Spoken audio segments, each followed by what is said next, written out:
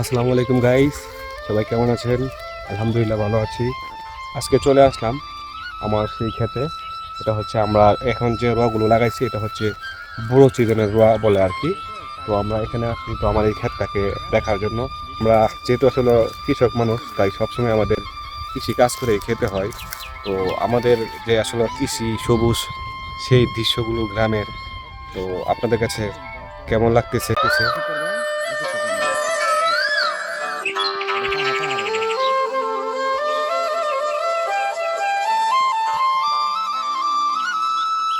এই লাইন দিয়ে আমাদের হাঁটতে হয় প্রতিনিয়ত এই কৃষি কাজের জন্য।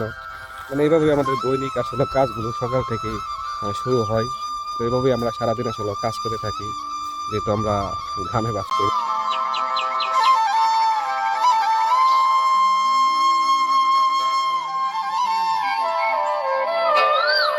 এখন দেখেন আসলে আমি আরেকটি ক্ষেত্রে চলে আসলাম। এই ক্ষেতটা ইয়াগুলো অনেক ভালো হয়েছে। আমরা ক্ষেতের রোয়াগুলো আমরা রোয়া বলে আর কি গ্রামের বাসায়, আপনাদের দিকে কি বলে আসলে জানি না। এই ক্ষেতের ইয়াগুলো অনেক ভালো হয়েছে। তো পিছনে আমার ক্ষেত, আমাদের বাড়ি প্রায় এখান থেকে আসলে হাফ কিলোমিটার হবে। এতটুকু দূরে আসে আমাদের এই ক্ষেতগুলো করতে হয়, করতে হয়। নরমালি কম ভাইরাল যেডি এডি মধ্যে কপিরাইট মারে এই না। হলো দৃশ্যগুলো আপনাদেরকে আবার সাদা দেখানোর জন্য চেষ্টা ভাইরাল হয়ে করতেছি, যায়। যে যদি আসলে ভাইরাল এইসব হয়ে গেছে অলরেডি এডি তো প্রকৃতির সাধারণ। মাঝে আসলে আমরা আবার ফ্রি অন্যান্য এবং মিউজিক সুস্থ ভিউ ভালো থাকি, যেভাবে আমরা গ্রামের মামা মানুষ। এরিয়া তো সেটা আপনাদেরকে দেখাইলাম। তো এখন হাঁটতে হাঁটতে আসলে বাড়ির দিকে চলে যাচ্ছি। তো প্রতিদিনই আসলে আমাদের এভাবে কাজ করতে,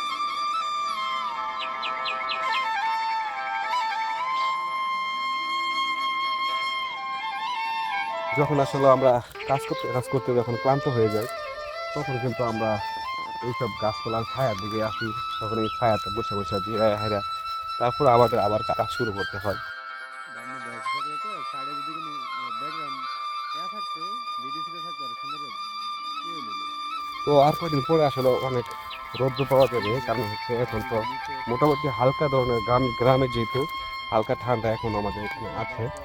তো আপনাদের আপনাদের অনেক শহর অঞ্চলে হয়তো ঠান্ডা খুব কম লাগতে পারে, কিন্তু আমাদের গ্রামে মোটামুটি এখনো আছে। তো এই সিজনে আসলে যখন চৈত্রিক মাস আসবে, চলে আসবে, তখন কিন্তু আসলে রোদের পাওয়ার, গরম সব কিছু মিলিয়ে আসলে অন্যরকম। দেখে আমার পিছনে কিন্তু আসলে এই তাল গাছগুলো দেখতে পাচ্ছেন। এই তাল গাছগুলো আসলে গ্রামের আসলে ছায়া দিয়ে থাকে। তো আমরা এখানে আসি, আসার পর তো আমাদের গ্রামের এগুলোকে বলে আর কি মুইত্যা। তো এগুলো গরুর গোবর দিয়ে আর কি মহিলারা বানায় থাকে, এবং তারপর যখন শুকায়, শুকানোর পরে কিন্তু তারা আসলে ভাত রান্না করতে পারে এটা দিয়ে।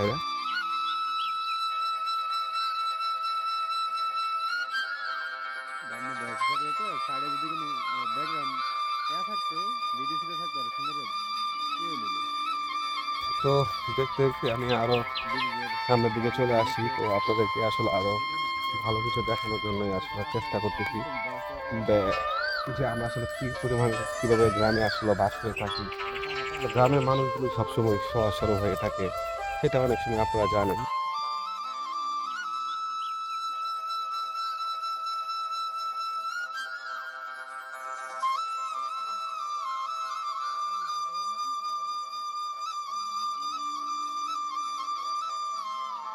তো এটা আসলে আরেক সাইডের আসলে আরেকটা ক্ষেত আমাদের, ওই নিচেই দেখতে পাচ্ছেন, মানে সাদা সাদা কাগজের মতো। অনেকেই মনে করবে যে আসলে গ্রামের সেই বকগুলো মনে হয় বসে আছে এখানে, না এরকম। এটাও আমাদের আরেকটি জায়গা। তো সেই জায়গায় চলে আসলাম। তো আসলে গ্রামের আজকের এই ভিডিওটা আপনাদের কাছে আসলে কেমন লাগতেছে? যদি আসলে গ্রামের এই ভিডিওটা যদি আপনাদের কাছে ভালো লেগে থাকে, তো সাইডে যদি কোনো ব্যাকগ্রাউন্ড আপনার সবসময় আমরা থাকতো ইউটিউবে আসলে কাজ করে ভিডিও ছিল থাকি, থাকতো আর সুন্দর ইনশাল্লাহ। কি হইলো। যদি ভালো লাগে আপনাদের কাছে, তাহলে আমার এই চ্যানেলটি আপনাদের ব্রিজের প্রিয় করে নেবেন। ব্রিজের আর নিচে সবাই ভালো থাকবেন।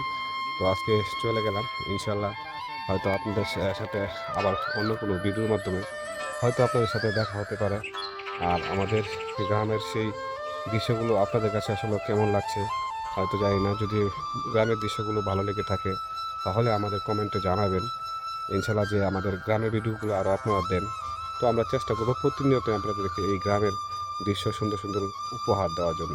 সবাই ভালো থাকবেন। আল্লাহ হাফেজ।